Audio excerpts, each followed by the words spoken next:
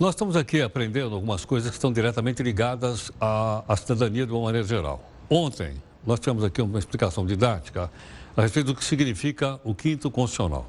Nós já sabemos o seguinte, né? Que num tribunal, cada 5 juízes, um deles não é um juiz de carreira. Ou é um advogado ou é um membro do Ministério Público. Como é o quinto, né? Portanto, 20%, né? É chamado de quinto constitucional. Agora, me ocorreu o seguinte, bom, quer dizer que então eu tenho um juiz que não fez concurso público para ser juiz? Eu não estou dizendo que ele não conheça direito, a minha preocupação é essa. Ele não fez concurso, mas ele é juiz. Bom, nós estamos aqui com o presidente da Associação dos Juízes para conversar conosco. Eu sei que o pessoal da OAB, Ordem dos Advogados, vai querer participar e, obviamente, a gente vai ter um espaço aqui. Mas nós vamos então para Brasília. Vamos então com o nosso entrevistado, o nosso convidado nesse momento que está lá, né, para conversar conosco, gentilmente no nosso estúdio em Brasília. E nós temos aqui então o doutor Roberto Veloso, que é presidente da AJUF. Doutor Veloso, boa noite, muito obrigado pela gentileza, mais uma vez aqui no Jornal da Record News. Muito obrigado. Prazer é todo meu. Estamos Veloso, aqui à disposição. Muito obrigado. Então me explica o seguinte, pelo quinto constitucional, né, nós temos uma pessoa ocupando um tribunal, por exemplo, Tribunal de Justiça, com o cargo de desembargador, que não fez carreira no Poder Judiciário? Na verdade, o quinto constitucional é da advocacia e do Ministério Público. Se são 10 os membros do tribunal, 2 vagas são para o quinto. Uma para a advocacia e outra para o Ministério Público. O Ministério Público, ele vem de um concurso, evidentemente, mas a advocacia entra sem o concurso, apenas com a votação entre os seus membros, o Conselho Federal ou estadual escolhe e, posteriormente, o Tribunal de uma lista sêxtupla transforma em tríplice e encaminha ao governador do estado, se for um tribunal de justiça, ou encaminha ao presidente da República, se for um tribunal federal. Bom, então ele chega, mas ele tem, vamos dizer assim, experiência para julgar, haja vista que ele não fez carreira como juiz? Não, na verdade, isso é uma das questões que nós sempre discutimos dentro da nossa carreira, que é o problema do tempo que se deve ter um membro do quinto constitucional, até mesmo para ascender aos tribunais superiores. Existe uma PEC que tramita no Congresso Nacional que tenta extinguir o quinto constitucional. Mas essa matéria é uma matéria polêmica, que ela sempre causa dúvidas. Nós mesmo, na AJUF, temos associados que vieram do quinto constitucional. Então, mesmo dentro da associação, nós temos uma discussão a respeito da existência ou não do quinto. Agora, aparentemente, então, não há uma contradição na Constituição brasileira? Uma vez que ela garante o quinto constitucional de um lado, e do outro lado ela diz que para ter esse cargo você tem que fazer concurso de prova de títulos?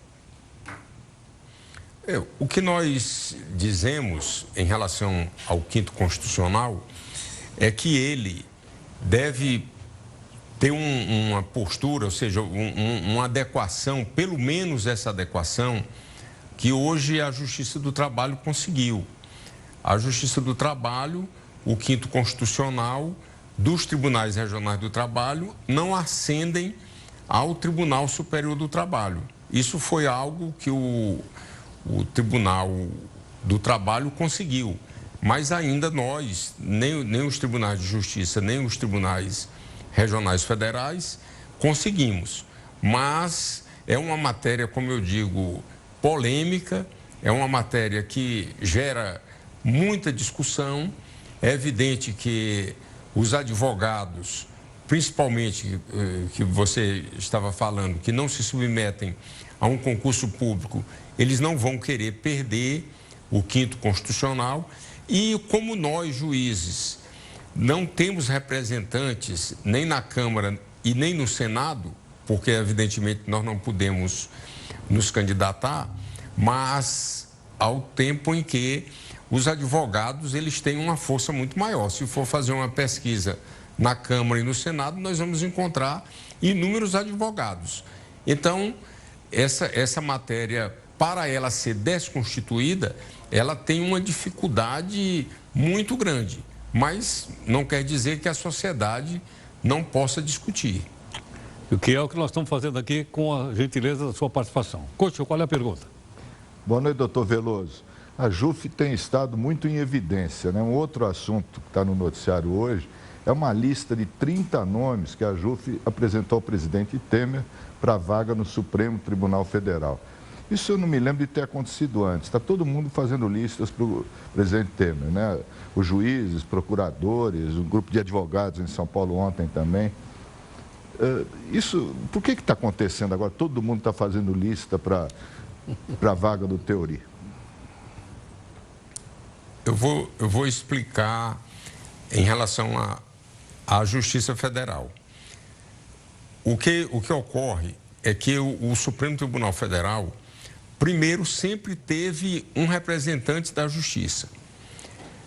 E, atualmente, o ministro Teori, ele era oriundo da Justiça Federal. Ele foi desembargador do Tribunal Regional Federal da 4ª Região, ascendeu ao Superior Tribunal de Justiça em uma vaga da Justiça Federal e depois, em razão do trabalho que ele desenvolveu no STJ, ele foi para o Supremo Tribunal Federal. Então, hoje no Supremo nós temos oriundos da Justiça do Trabalho, temos oriundo do Ministério Público Federal, da Advocacia da União, do Ministério Público Estadual, da Justiça Estadual e da Advocacia. Temos 3 ministros da Advocacia. E com a perda do ministro Teori, a Justiça Federal, ou seja, o juiz federal que veio lá do Tribunal Regional Federal, e nós estamos sem. Por isso é que nós estamos pleiteando que haja uma paridade de carreiras jurídicas no Supremo. Ou seja, que o Supremo Tribunal Federal mantenha uma paridade nas carreiras, que a Justiça Federal não fique sem representante. E para indicar este nome como sugestão ao presidente da República, nós estamos fazendo uma lista. Porque se o presidente da República resolver escolher um juiz federal, ele pode escolher um dos juízes que nós apresentaremos, ou seja, um juiz já com a representatividade da carreira dos juízes federais. Nós tivemos inúmeros juízes federais no Supremo que honraram a Justiça Federal. O ministro Carlos Veloso, o ministro Imar Galvão, o ministro Aldir Passarinho, o ministro Carlos Madeira e tantos outros que por lá estiveram. A ministra Ellen Grace, que veio também do Tribunal Regional Federal da 4ª Região, e tantos outros. Então, essa história, que foi uma boa história que a Justiça Federal fez no Supremo, precisa continuar. E ela deve continuar, no nosso entendimento, com o presidente da República mantendo essa paridade das carreiras. Ou seja, nomeando um juiz federal para o Supremo. E quais foram os nomes mais votados nessa lista? Não, os juízes começaram hoje a votar e votarão até o dia 31. Nós fizemos uma lista prévia. Por quê? Porque nós não poderíamos votar aleatoriamente, muitos deles sem o juiz querer. Então é preciso que o juiz queira. Por essa razão é que nós fizemos uma prévia, depois nós indicamos aos juízes, ou seja, nós comunicamos, olha, o seu nome está sendo indicado aqui, o senhor aceita concorrer? Então, houve outros indicados, mas os que aceitaram, evidentemente, são esses que constam da nossa lista. Agora, nós queremos dizer que o Superior Tribunal de Justiça é um tribunal da Justiça Federal. Por isso, nós temos os ministros do Superior Tribunal de Justiça concorrendo também nessa lista. Ok. Doutor Veloso, obrigado pela participação, né? Há uma série de assuntos que são muito técnicos para nós, que somos absolutamente leigos, Mas nós achamos que a cidadania brasileira tem o direito de saber e para isso a gente precisa de contribuições didáticas e com profundidade como essa que o senhor deu aqui para a gente. Muito obrigado pela gentileza. Até a próxima, então. Ricardo Couto está aqui conosco. Couto, acho que ficou clara a explicação dada pelo doutor Veloso, né? Ficou bem Para as claro. pessoas formarem opinião a respeito disso. É importante que as pessoas saibam. Eu gostaria de ter perguntado para ele, aqui não dá tempo, né, tanta coisa, por que esse cargo é tão disputado? Tem 3 O hipóteses. de ministro do Supremo? Não, do quinto constitucional. Do quinto constitucional. Né? Por quê? É para servir a nação, a pátria, né, como se imagina? É por causa do salário ou das benesses que O salário é bom ou não? ou é para melhorar a biografia? Sabe, isso que eu queria dizer. Por que é tão disputado isso? Né? Bom, você imagina, por exemplo, se no caso do Tribunal de Justiça, a OAB vai indicar, ela abre a inscrição, vai aparecer um monte de gente. Claro. Aí ela escolhe 6. E manda a lista.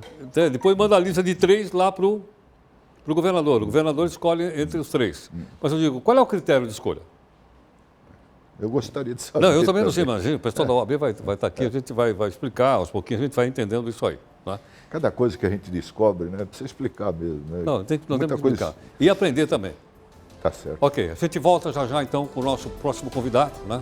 O deputado vai conversar conosco aqui e a Heloísa Vilela também vai conversar conosco de Nova York. Já.